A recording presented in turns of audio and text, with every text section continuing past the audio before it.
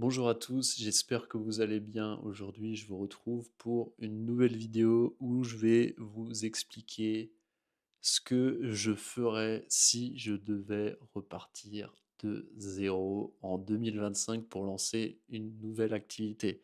C'est une vidéo qui va vous permettre en fait de revoir un peu pas à pas quelles sont les grosses actions, quelles sont les grosses priorités que moi je vous conseillerais en fait, d'avoir, si vous voulez en fait développer une activité qui est rentable et qui est alignée avec votre personnalité, avec votre façon d'être et qui a un impact aussi dans la vie des gens, si vous êtes coach ou si vous êtes accompagnant, consultant, thérapeute. Alors, j'ai défini quelques grandes étapes, j'en ai défini exactement 7 dans mon petit carnet là qui est juste en dessous et je vais vous les partager, dans cette vidéo. Alors, la première étape qui est pour moi vraiment l'étape essentielle et souvent on n'a pas forcément envie de prendre de temps de se poser sur cette étape, c'est la première étape, c'est clarifier en fait sa vision et qui on est. Concrètement, qu'est-ce que ça veut dire? Parce qu'on parle beaucoup de vision, de tort et à travers, on ne sait plus trop ce que ça veut dire. Pour moi, je vais vous expliquer, ce que j'entends par vision. C'est la première chose, c'est qu'est-ce qui m'anime profondément? Qu'est-ce que je prends plaisir à faire? Heu, qui est-ce que j'ai envie d'aider? Hem, quelles sont mes compétences aujourd'hui? Quels sont mes dons naturels? Heu, avec qui je me projette de travailler? Donc c'est un peu de se poser en fait sur, j'aime bien l'exercice de l'ikigai, c'est en fait aller à travailler un peu à l'intersection entre, heu, vos capacités et vos qualités intrinsèques actuelles, hem, les personnes que vous avez envie d'aider, votre réseau, hem, comment est-ce que vous vous projetez dans les prochaines années? Ça peut être dans l'année en cours, dans 2 ans, dans 3 ans. Mais en fait, c'est vraiment trouver cette intersection entre vous, ce que vous êtes en tant que personne et en quoi vous êtes bon et ce dont le monde a besoin. Parce que moi, ce que j'observe souvent, c'est que on peut être un peu dans une dualité où on est que soit dans: «Ah bah, je suis très bon, j'adore faire ça, je suis passionné par ça», mais du coup, quand on tombe trop là-dedans et qu'on pense pas au monde, au marché, aux autres, on devient un petit peu un déconnecté du monde en réalité et donc pourquoi faire quelque chose si que c'est que pour soi et que c'est pas pour contribuer aussi aux besoins des autres? Et dans l'extrême opposé, on peut être souvent que focalisé vers l'extérieur de je prends un exemple, ah OK, en ce moment, la tendance c'est l'IA, il y a une grosse tendance ou c'est le dropshipping ou je sais pas quoi et on va se dire: «OK, faut vraiment que j'aille là-dessus», mais en fait, personnellement, ça m'attire pas plus que ça, mais c'est juste une forme d'appât du gain, une envie d'y aller parce que, on peut faire beaucoup d'argent ou c'est tendance, mais foncièrement, on s'en fout et pour moi, ce mode-là, il n'est pas non plus très sain parce qu'on risque d'arrêter très vite ou faire un burn-out ou une crise de sens et cetera. Donc pour moi, c'est vraiment le point essentiel, le point de départ essentiel, c'est trouver cette intersection entre, bah, ce que j'ai envie de faire, quels sont mes dons naturels, quel est mon réseau, quelle est ma vie d'avant et ce dont le monde a besoin aujourd'hui. Qu'est-ce que les gens veulent acheter? C'est trouver vraiment cet équilibre et l'ikigai est un très bon exercice. La deuxième chose que je ferais, si je devais repartir de zéro en 2025, c'est qu'une fois que j'aurais clarifié cette vision, une fois que j'aurais clarifié mon ikigai, j'irais, parler à des gens qui pourraient être des potentiels clients pour essayer de voir s'ils ont effectivement le problème, que je pense que d'après ma réflexion en étape 1, est-ce qu'ils ont vraiment ce problème-là? Et est-ce que quelle est les différentes dimensions autour de ce problème? Quels sont les sous-problèmes et cetera? Et j'irai confronter en fait mon hypothèse à la réalité du marché, la réalité du terrain. Et c'est souvent l'étape qu'on n'a pas envie de faire. Je le sais en tant qu'entrepreneur, hem, on préfère se dire qu'on va pas parler à des gens et que ça va être juste sur une feuille de papier, on a nos hypothèses et on va pas parler aux gens. Sauf que, en faisant ça, vous allez potentiellement perdre beaucoup de temps et être totalement déconnecté des gens et vous loupez aussi des opportunités de trouver des premiers clients. Donc vraiment, moi, je vous recommanderais de enfin, si je me recommanderais aussi, hein, d'aller parler à des gens qui sont potentiellement des clients que j'aimerais aider. J'essaierai de mieux comprendre leurs problèmes, et c'est pour ça, vous pouvez faire, moi, ce que je recommande, c'est de demander un mini appel de 15-20 minutes, une visio, pour clarifier tout ça et vous lister quelques questions qui vont vous amener de la clarté sur leurs problématiques. Et en parallèle de ça, je ferai aussi une mini étude de marché. Je dis bien mini parce qu'on peut passer des plombes à faire une étude de marché, mais pour essayer de voir un peu si j'ai de la concurrence, s'il y a des gens qui sont déjà sur ce créneau, s'il y a des vidéos YouTube sur le sujet. Si c'est le cas, c'est plutôt bon signe, ça veut dire qu'il y a des gens qui sont en recherche pour résoudre ce problème. Si vous vous rendez compte qu'il n'y a pas de concurrence, qu'il n'y a personne qui parle de ce sujet, soit vous êtes un génie, et il y en a,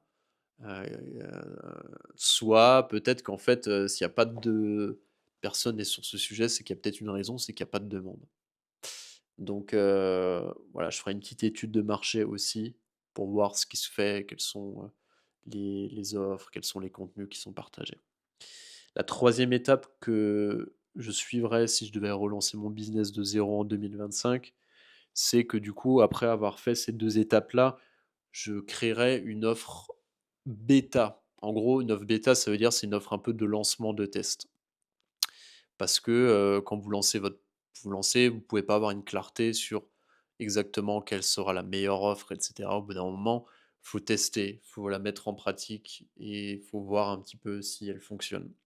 Et donc pour ça, une offre bêta, en fonction de mon business, mais imaginons que je me relance dans l'accompagnement, bah, je favoriserai une offre où je maximise les chances d'avoir des résultats avec mes clients et je favoriserai plutôt une offre d'accompagnement individuel, parce que c'est plus simple, ça permet d'avoir plus de personnalisation au début. Hem et je proposerai un accompagnement peut-être sur 3 mois, parce que je trouve que sur 3 mois, c'est un peu le timing qui est souvent bien pour avoir des résultats durables et du coup derrière avoir des clients contents, et du coup derrière avoir des témoignages. Donc je me poserai avec une offre d'accompagnement, je pense sur 3 mois en individuel, et je partirai sur ce qu'on appelle plutôt des offres premium parce que, d'expérience, les offres pas chères, à petit prix, c'est très compliqué à vendre et ça fait pas du tout sens quand on se lance. Ça fait seulement sens quand on a des milliers, voire des millions de personnes qui nous suivent et qu'en fait, on peut avoir un effet de levier où on peut avoir beaucoup de gens qui achètent pas cher et donc là, ça fait sens. Mais si vous démarrez de zéro, en fait, si vous vendez un produit pas cher, ce sera très compliqué de le vendre et de le rentabiliser et souvent, on pense que c'est parce que c'est pas cher que les gens vont plus facilement acheter, mais c'est pas du tout vrai, parce que, les gens sont aussi conscients qu'un produit qui est pas cher, ça n'aura pas le même impact qu'un produit qui est, plus cher, parce qu'on on se doute bien qu'en termes de perception de prix, on a aussi une perception de qualité. Donc c'est la troisième chose que je ferais, donc c'est que je me poserais pour créer une offre bêta et potentiellement, ça me vient encore, c'est pas hésiter à mélanger du coaching, une forme de mentoring, une forme de formation, une forme de consulting. Hem, pour moi, le plus important, c'est que vos clients soient contents et aient des résultats. Si votre méthode, hem bah, en fait, vous vous autorisez pas à ajouter des supports de formation parce que vous êtes coach et cetera. À vous de voir, mais pour moi, le plus important et quand on est entrepreneur, c'est aussi, je pense, un point important, c'est de se dire que vous voulez que vos clients aient des résultats et parfois, ça peut être utile, en fait, de compléter vos accompagnements avec des ressources, avec, certaines choses qui sortent un peu de votre cadre habituel. mais pour moi, souvent, c'est nécessaire. Donc voilà, c'était un petit aparté. Alors la quatrième chose que je ferais si je devais repartir de zéro en 2025, bah, c'est en fait, j'irais chercher mes premiers bêta-testeurs, mes premiers clients et concrètement, hem, je j'aurais pour objectif avec ces premiers clients de valider mon offre, de voir si effectivement elle plaît, si les gens sont prêts à l'acheter. J'aurais aussi comme objectif d'avoir des premiers témoignages parce que en fait, les témoignages, c'est ce qui va vous amener de la confiance auprès de prochains clients et c'est pour ça qu'on bosse avec quelqu'un souvent parce qu'on voit qu'il y a des témoignages. Et le troisième point, avec cet objectif de trouver ses premiers clients, ça serait de monter en compétence aussi et devenir meilleur. Parce que c'est une réalité, c'est que les premiers accompagnements qu'on fait, on est sans doute pas aussi bon qu'un an ou 2 ans plus tard. C'est normal, c'est tout à fait normal. Et du coup, pour trouver ces premiers clients, hem, moi, ce que je ferais, c'est que en fait, j'irais, bah, déjà parler peut-être aux gens heu, que j'ai eu en interview exploratoire dans mon étude de marché, qui pourraient être peut-être intéressés. J'irais parler aux gens, aux personnes de mon réseau, donc mon réseau perso, mon réseau pro, et cetera, hem, pour, essayer de voir si peut-être eux-mêmes sont intéressés ou peut-être quelqu'un dans leur réseau. Hem et puis je commencerai et du coup, bah, là j'arrive sur mon point, ma cinquième étape, à créer une marque personnelle pour promouvoir, hem, mes services d'accompagnement. Donc concrètement, c'est quoi une marque personnelle? C'est de vous rendre visible, en fait, de vous imposer comme quelqu'un qui est compétent et qui est expert dans son domaine, dans son marché, sur un réseau social. Donc moi, je vous recommanderais de choisir un réseau social au début, en fonction de peut-être un réseau qui vous parle personnellement, qui vous inspire, peut-être un réseau dans lequel vous avez déjà une petite audience ou peut-être une connaissance de ce réseau social. Aussi un réseau social dans lequel vous avez, vos clients potentiels, et un réseau social qui soit, heu, qui permette de créer du contenu et en fait d'avoir une forme de messagerie où vous allez pouvoir contacter des gens. Concrètement, il y en a pas 30 000 quand on démarre, mais moi ce que je recommande, c'est partir soit sur LinkedIn, Instagram, éventuellement Facebook, que je connais moins bien et en fait de créer du contenu sur cette plateforme de façon régulière. Hem, de façon régulière, c'est très important parce que pour être bon sur une plateforme, pour maîtriser les codes, on a besoin de pratiquer, d'écrire, de partager régulièrement. Donc moi, je mettrais une régularité de, 3 à 4 posts par semaine, je pense, au début, parce qu'on a besoin au plus on partage, au plus on écrit des posts, au plus on devient bon, au plus on se rend visible aussi. Et concrètement, j'adopterais une ligne éditoriale où, hem, bah, j'aurais peut-être 60 de mes posts qui vont montrer mon expertise.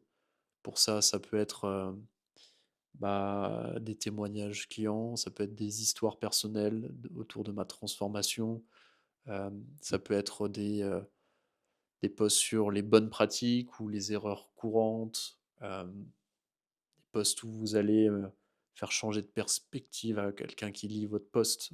Donc, voilà, tout ce type de posts, je vais pas forcément détailler plus ici, mais vraiment des posts expertise pour 60 de vos posts et je ferai, peut-être 30 de posts un peu plus perso, où vous partagez vos convictions personnelles, où vous partagez, votre vision sur le marché, ce genre de choses, pour montrer aussi un peu votre personnalité, vos valeurs. Parce qu'en fait, c'est important de comprendre que quand on travaille avec un coach, on travaille, oui, parce qu'il a une expertise, oui, parce que sans doute il a des témoignages, parce qu'il est reconnu comme expert dans son domaine, mais on travaille aussi parce que sa personnalité, sa façon d'être, résonne avec nous et ça se fait de façon assez naturelle et donc en fait, si vous partagez aussi du perso, vos valeurs, votre personnalité pleinement authentique, vous allez attirer des personnes qui vont résonner avec vous.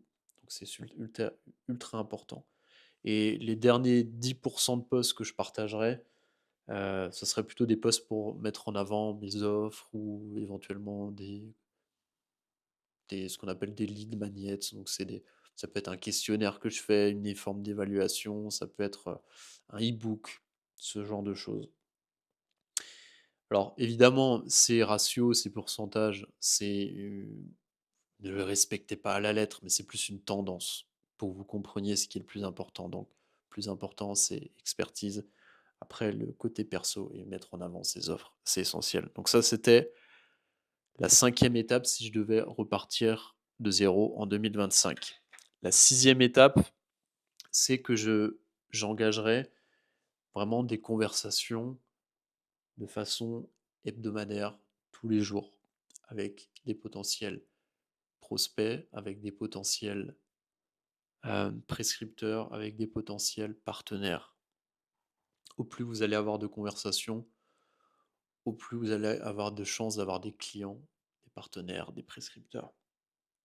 Et souvent, ce que j'ai pu observer, c'est qu'on peut se raconter beaucoup d'histoires ou se cacher derrière uniquement la création de contenu, mais c'est pas suffisant, et d'autant plus en 2025, parce que la réalité, c'est qu'aujourd'hui, les plateformes de réseaux sociaux ont quand même beaucoup diminué en termes de visibilité par rapport à il y a 3 4 ans. Et pour moi, aujourd'hui, ça suffit plus, par exemple, de poster sur LinkedIn sans aller discuter avec des gens qui interagissent avec vos contenus, sans aller discuter avec des potentiels prospects, sans aller créer des liens avec des partenaires ou des prescripteurs, etc. Et donc, c'est ultra important que vous ayez cette démarche aussi en parallèle, de prioriser chaque semaine le fait d'avoir des conversations. Et la dernière étape que je prioriserai, si je devais relancer mon activité, c'est que justement, je prioriserai 3 choses essentielles chaque jour, chaque semaine, et je les mesurerai. Je les mesurerai parce que ce qui ne se mesure pas ne s'améliore pas. C'est très concrètement, priorité numéro un, comme j'ai dit tout à l'heure, c'est avoir des conversations avec des potentiels prospects, partenaires, etc. Et je mesurerai, je me donnerai un objectif par semaine, et je mesurerai le nombre de conversations que j'ai, et je suivrai toutes les conversations que j'ai avec un CRM. Si vous ne savez pas ce que c'est un CRM, allez taper sur Google et ça va vous donner une indication. Mais grosso modo, c'est pour avoir un suivi des personnes avec qui vous échangez. Donc ça, c'est la première chose. La deuxième chose, c'est que je prioriserai aussi le fait d'avoir des coachings découvertes gratuits pour montrer ma valeur, pour devenir meilleur aussi en accompagnement, pour devenir meilleur en vente aussi. Et pour ça, ce que j'invite, c'est en fait de proposer, avec les personnes avec qui vous conversez, peut-être en message privé, de proposer une audite découverte, un coaching gratuit. Du coup, j'ai mon bras qui tient mon téléphone, qui a plus de batterie et qui vient de s'effondrer, les joies du direct. Euh, donc je disais, je prioriserai les conversations pour avoir des coachings découvertes. Euh, et la dernière chose, c'est que je prioriserai aussi la création de contenu. Donc c'est créer du contenu régulièrement sur la plateforme avec régularité pour m'amener des potentielles conversations avec des prospects, pour montrer ma visibilité, mon expertise, et aussi en fait devenir meilleur en écriture, parce que c'est vraiment une compétence clé pour votre business si vous voulez amener des gens à adhérer à votre vision, à votre mission. Donc voilà, on arrive à la fin de cette vidéo, et tant mieux, parce que là, je suis en train de tenir mon téléphone avec la main droite et parler avec la main gauche. C'est pas très agréable, et donc désolé pour ce petit souci technique de fin. J'espère que cette vidéo vous a aidé et vous amènera plus de clarté. N'hésitez pas à me dire en commentaire, peut-être quels sont les points que vous avez mis en place dans votre business déjà, ou peut-être les points qui vous challenge le plus, ou peut-être sur certains points que vous aimeriez que je développe davantage dans des prochaines vidéos. Si certains d'entre vous sont intéressés aussi pour rejoindre mon accompagnement Club du Business Aligné, n'hésitez pas à aller voir en commentaire, je mets le lien de l'accompagnement. Et puis je vous souhaite une très belle journée, je vous dis À très bientôt. Bye bye.